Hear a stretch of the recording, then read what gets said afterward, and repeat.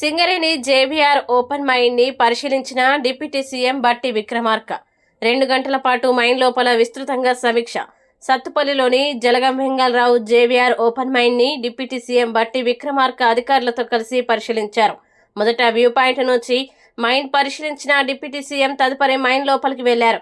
Open mine ని ఎలా ప్రారంభిస్తారు, ఎన్ని పొరలు ఉన్నాయి, మైన్ లో బొగ్గు ఎలా తీస్తారు, ఏ రకమైన బొగ్గు ప్రస్తుతం ఇక్కడ లభిస్తుంది, తీసిన బొగ్గును ఎలా బయటికి పంపిస్తారు, 24 గంటల పాటు మైన్ పనిచేస్తున్న నేపథ్యంలో విద్యుత్ సరఫరాకి సంబంధించిన సౌకర్యాలు ఎలా ఉన్నాయి తదితర విషయాల్ని డిప్యూటీ సీఎం అధికారులను అడిగి తెలుసుకున్నారు.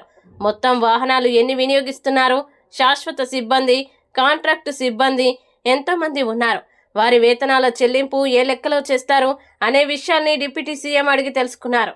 ప్రస్తుతం మైన్లో ఉత్పత్తి అవుతున్న బొగ్గుకు మార్కెట్లో ఏ ధర పలుకుతుంది, బొగ్గు తీసే క్రమంలో రవాణా నేపథ్యంలో ఎలాంటి రక్షణ చర్యలు చేపడుతున్నారు వంటి విషయాలు అడిగి తెలుసుకున్నారు.